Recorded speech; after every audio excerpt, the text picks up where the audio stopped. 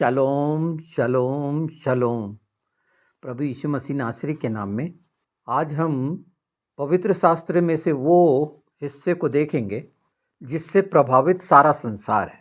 मनुष्य उससे प्रभावित है और वजह है लोगों के अलग अलग विचार, दार्शनिकों के। खासकर बहुत से दार्शनिक हुए हैं और उनमें से हम जो उस दर्शन शास्त्र की बात से सामना हो रहा है पौलुस का, उसे हम देखते हैं।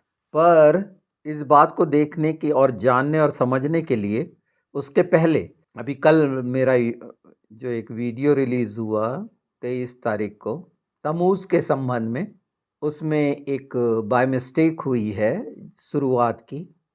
हालांकि उसे मैंने ठीक करके अपना जो नया चैनल है क्रिश्चियन किंग में वो टेलीकास्ट हो चुका है पूरा। पर अनंत जीवन में शुरू का वो हिस्सा जो बहुत महत्वपूर्ण था वो कट गया था और ऐसी चीज़ें होती हैं। तो उस शुरुआत को जानने के लिए आपको क्रिश्चियन किंग चैनल पे जाना होगा, यूट्यूब चैनल पर। अब हम यहाँ आते हैं प्रेरितों का काम 17 का 17। अतः वह आराधनालय में यहूदियों और भक्तों से और चौक में जो लोग उससे मिलते थे उनसे हर दिन वाद विवाद किया करता था।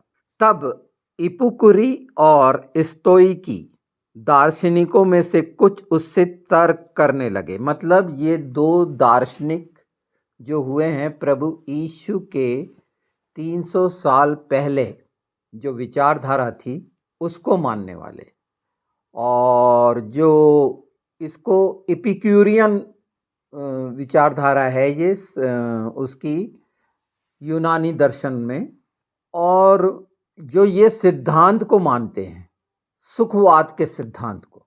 इनका मुख्य है सुखवाद का सिद्धांत। जीवन का जो सर्वोच्च है वो सुखवाद है, दुख से इनको एलर्जी। और इसके सिद्धांत जो हैं ये आप इसलिए जान लें कि आज वर्तमान में निश्चित मसीही लोग आत्मिक रीति से और आत्मा का चलना ये हमारी आज्ञाएं हैं, पर शरीर के जो सिद्धांत रखे हैं इनमें 4 भय रखे हैं। एक तो देवताओं का भय मानना, और हमें पवित्र शास्त्र बताता है परमेश्वर का भय मानना बुद्धि का मूल है।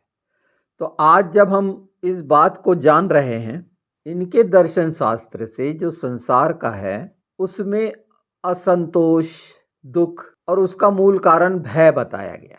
और संसार में शरीर में मन की अवस्था में जो है वो भयभीत हो जाते हैं।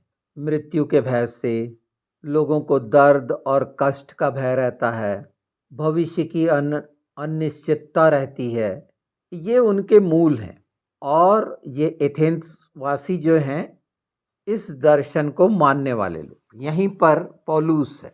ये दोनों की जो सोच है, विचार है, जो लोगों को प्रभु यीशु से 300 साल पहले ले आया है, और निश्चित जो शरीर में है वो इस बात को मानते हैं। और इन बातों को जानने के लिए जो एपिक्यूरियन, मतलब ये जो दर्शन है उसने जो सामने बात रखी है तर्क, विचार विमर्श, कि आपस में विचार विमर्श करें और तर्क करें, उसकी सलाह है ये कि जीवन का आनंद लेना है, सामुदायिक जीवन का आनंद, तो मित्रतापूर्ण व्यवहार। ये संसार और शरीर और मन के क्षेत्र की बात है।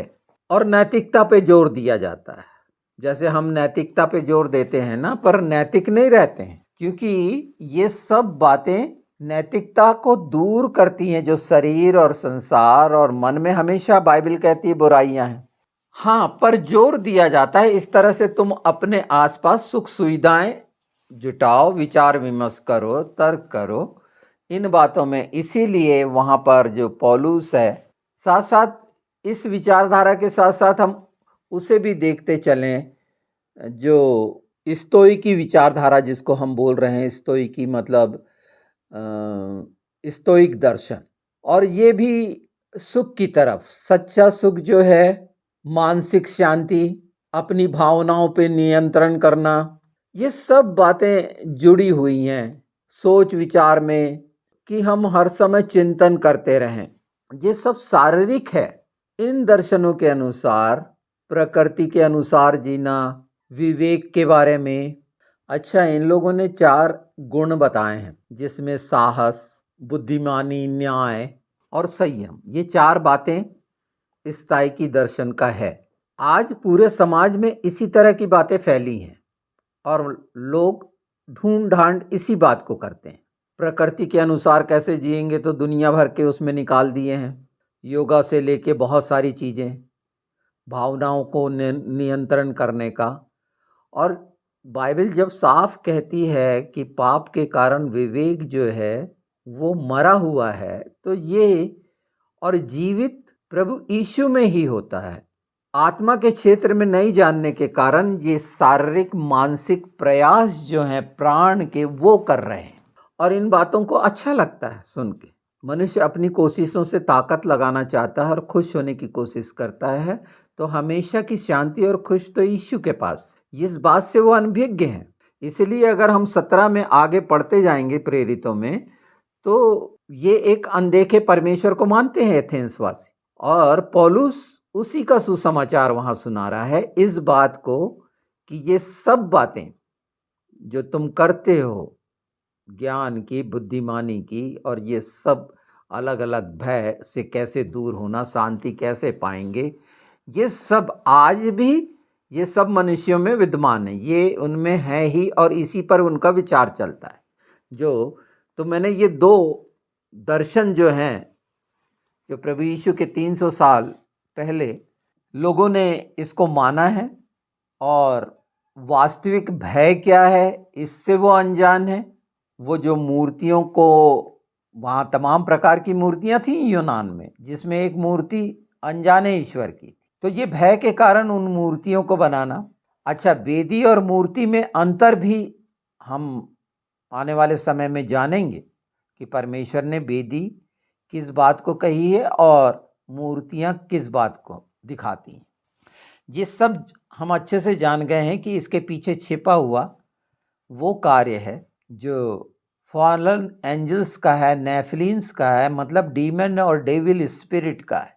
मन में भय डालकर, भय की आत्मा, दुष्टता की, और मनुष्य को अपने अनुरूप कर कर, ये जो विचारधाराएं हैं सुनने में बड़ी अच्छी लगती हैं, क्योंकि हर कोई सुख चाहता है, मन का शांति चाहता है, जीवन में सबसे ऊपर रखता है इस बात को, दुख उठाना नहीं चाहता। पर बाइबल कहती है अगर हम किसी के लिए दुख उठाते हैं, और कब उठा सकते हैं सच्चाई से, जब प्रभु यीशु का अनुसरण हम कर रहे हैं, उसके अनुयायी हैं, प्रभु यीशु को मानते हैं, उस बात को मानते हैं। ये इंसान को भटकाती हैं, इसीलिए ये इनके विचारों को आप पूरा नेट में आराम से देख सकते हैं, इस विचारधारा को, और इससे प्रभावित भी है। एक विश्वासी भी इस बात से प्रभावित है, इन मरी हुई बातों से जिसका कोई लेना देना नहीं, जाने अनजाने एक इंसान स्वीकार कर लेता प्रकृति रंग बदल रही। अगर ऐसा करोगे, नहीं, प्रकृति जो परमेश्वर की रचना है वो परमेश्वर के अनुसार करेगी, वो मनमानी नहीं कर सकती।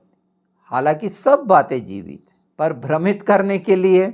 और अगर हम इस जाल में फंसे हुए हैं जाने अनजाने, और उस पर कार्य कर रहे हैं, प्रभु यीशु के को ग्रहण करने के बावजूद भी अगर हम उस दिशा में जा रहे हैं, यहाँ जो बहस हुई है तो पुनरुत्थान के विषय में है, इसे आप बिल्कुल पढ़िएगा।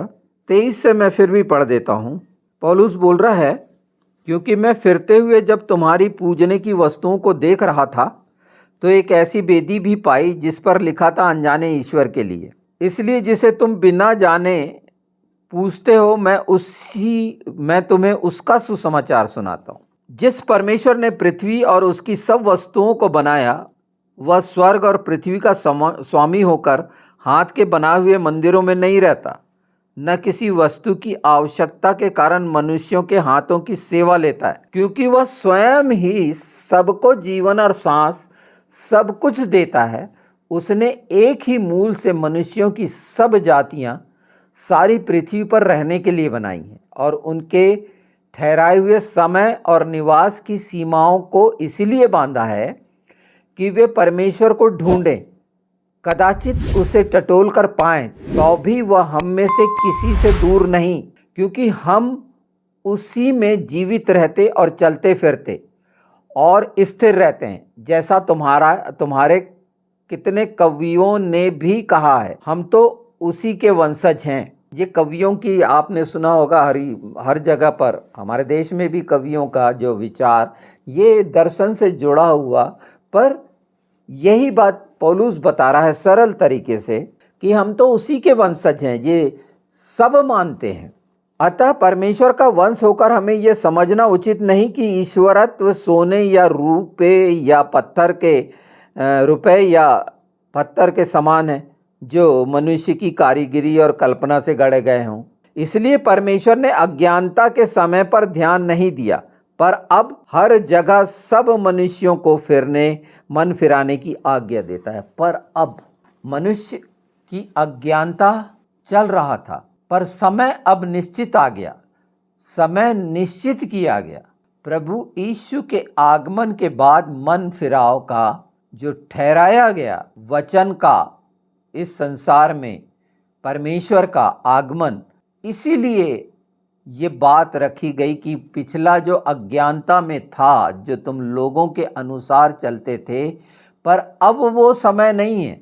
मन फिराना पड़ेगा, इस सच्चाई को जानना पड़ेगा कि प्रभु यीशु इकलौते हैं जो मनुष्य का पुत्र कहलाया, परमेश्वर है, मृत्यु पर जयवंत हुआ और पुनरुत्थान और उद्धार उसी के द्वारा है। इसलिए संसार, प्रकृति का भय और ये सब बातों का भय जो मानते हो, भविष्य के लिए अनिश्चितता का, तो परमेश्वर ने सब के लिए समय निश्चित कर दिया है।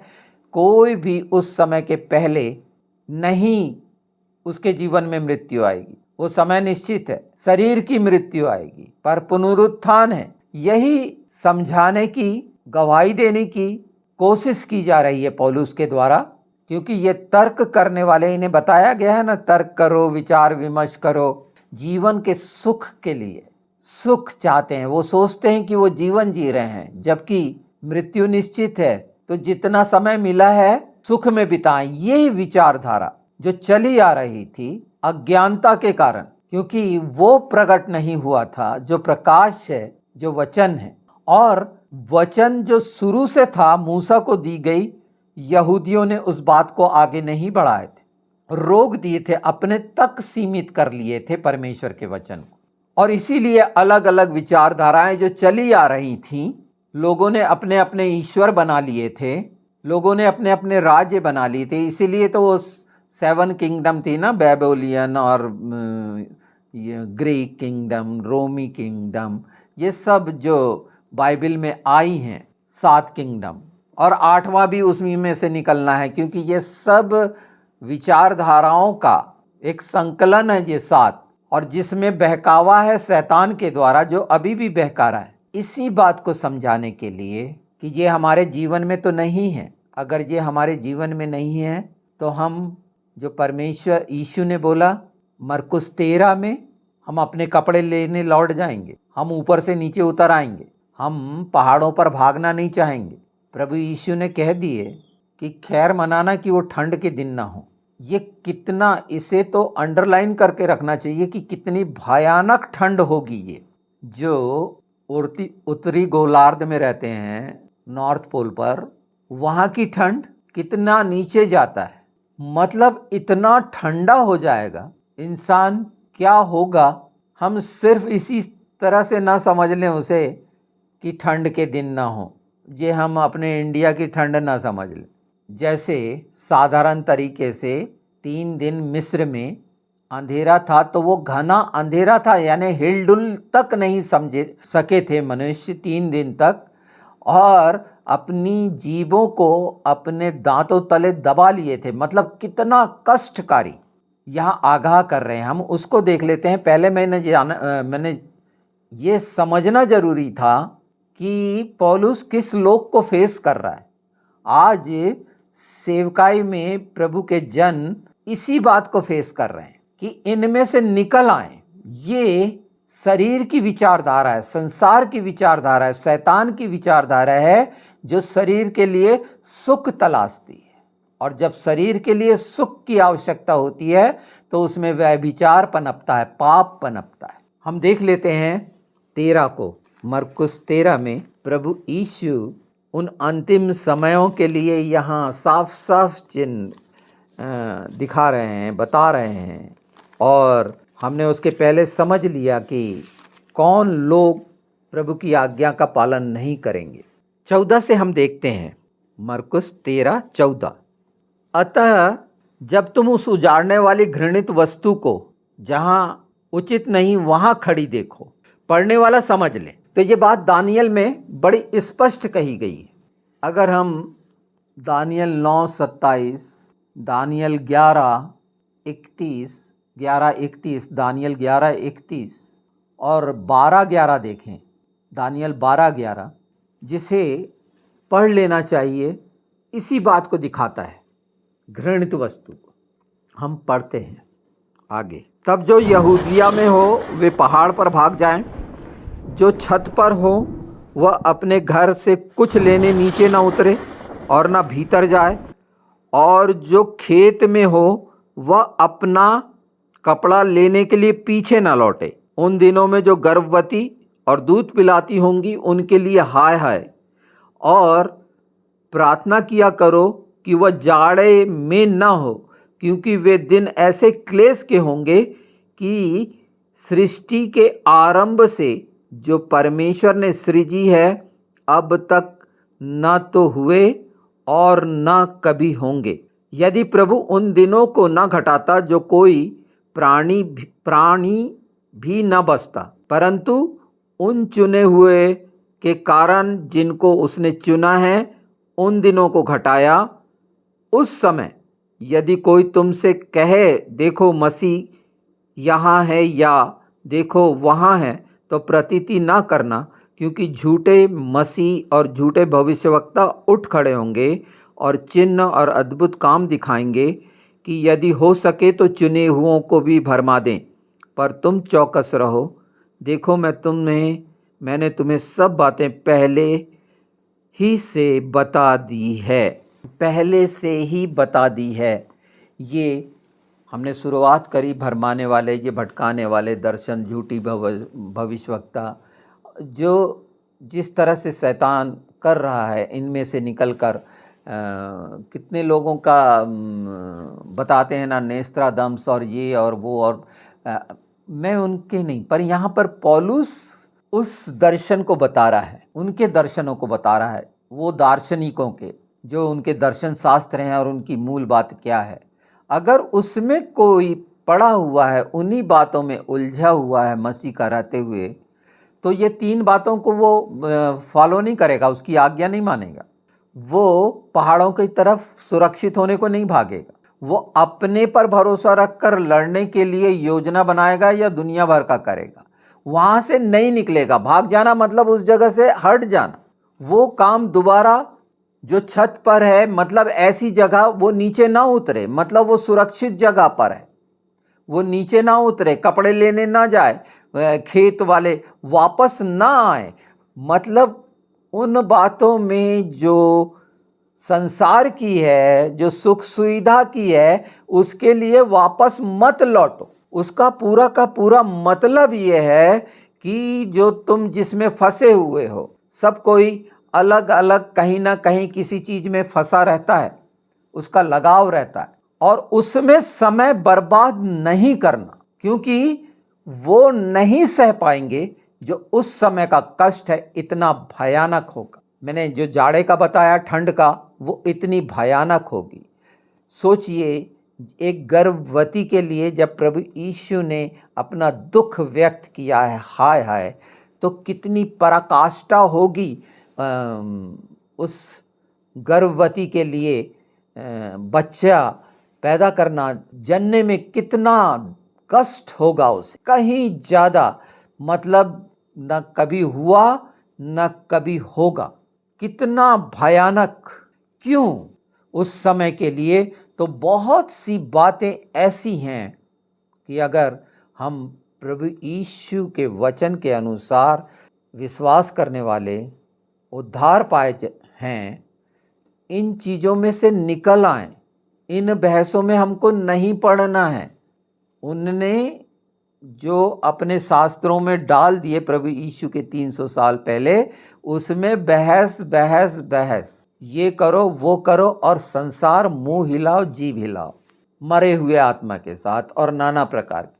तो इन बातों में इनके साथी नहीं होना है। छोटी बात, प्रकृति कुछ नहीं कर सकती अपने मन से, अपनी इच्छा से। परमेश्वर ने निश्चित किया है और वो समय निश्चित किया है कि कब क्या मनुष्य ऐसा करेगा, और उसे तो सब मालूम है कि शैतान क्या करेगा, मनुष्य क्या करेगा, उसके परिणाम क्या क्या होंगे। यीशु को ये मालूम है, इसीलिए तो बता रहे हैं कि वो समय जब वो वस्तु वहाँ पर आराधना के लिए वो प्राण फूंक दिया जाएगा उसमें, वो भविष्यवक्तन द्वारा, तो क्या क्या होगा। पर हमें नीचे नहीं उतरना है। हमें पहाड़ का मतलब क्यों है, यहूदिया से क्यों निकल जाना, खेत से क्यों वापस नहीं होना, और वापस कौन होंगे अपनी चीज़ों के लिए कि रख लेते हैं। एक समय हुआ है, एक समय ऐसा हो चुका है मकाबीस के समय का, जब घृणित वस्तु वहाँ बैठाई गई थी, और उसी के बाद स्थापना पर वो हनुका का बता चुका हूँ।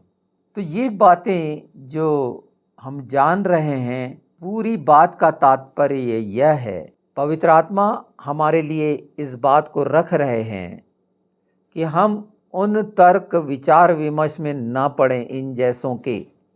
ये लगती बड़ी अच्छी है, वो पॉइंट कितने अच्छे लगते हैं, नहीं तुम भविष्य के लिए निश्चिंत हो जाओगे, तुम्हारे को कोई दर्द नहीं होगा, कोई कष्ट नहीं होगा, ऐसा कर लो। और इंसान दर्द से डर कर वैसा करने लगता है।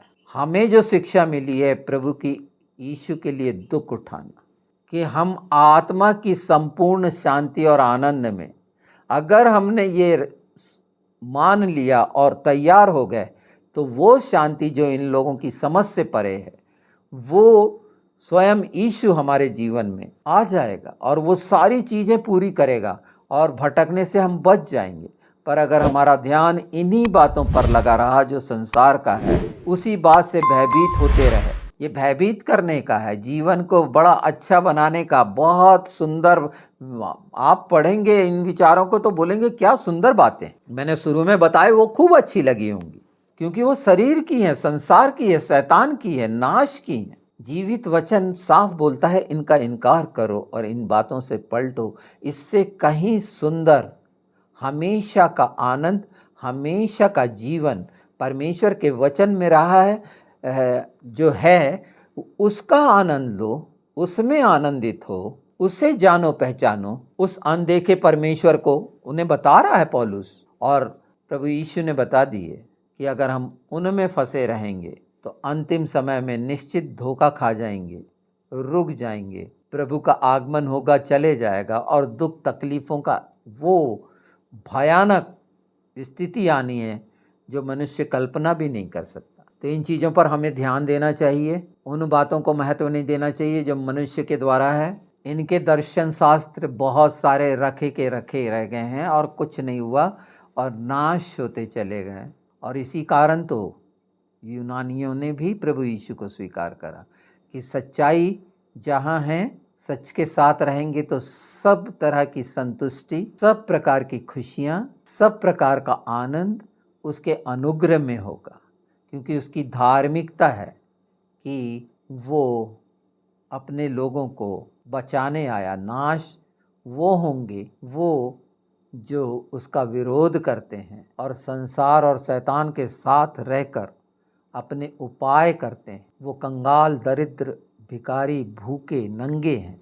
बाइबल में ये कहा, एक रईस भी अगर तू हो गया है और अगर इस बात को नहीं जानता तो उन्हीं के जैसा है, अंधा, नंगा, कंगाल, दरिद्र, की कुछ नहीं रहना, स्वर्ग का कुछ नहीं मालूम।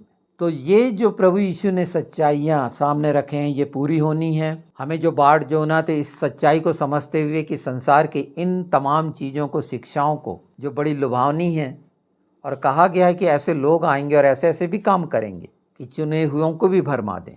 तो सतर्क रहना जरूरी है कि कितने भयानक तरीके से और आ चुके हैं ऐसे लोग, और उसका परिणाम हम देख रहे हैं। नाना प्रकार के पंथ, लोगों की विचारधाराएं, ये विचार विमर्श में, तर्कों में फंसे हुए, ये हमारे इसकी गांठ बांध लें। और निश्चित ये बात आई इसलिए है चेताने की कि हम पर वो समय नहीं आएगा। प्रभु यीशु उस समयों में हमें निकाल लेंगे, क्योंकि परमेश्वर का जीवित वचन सच्चा है।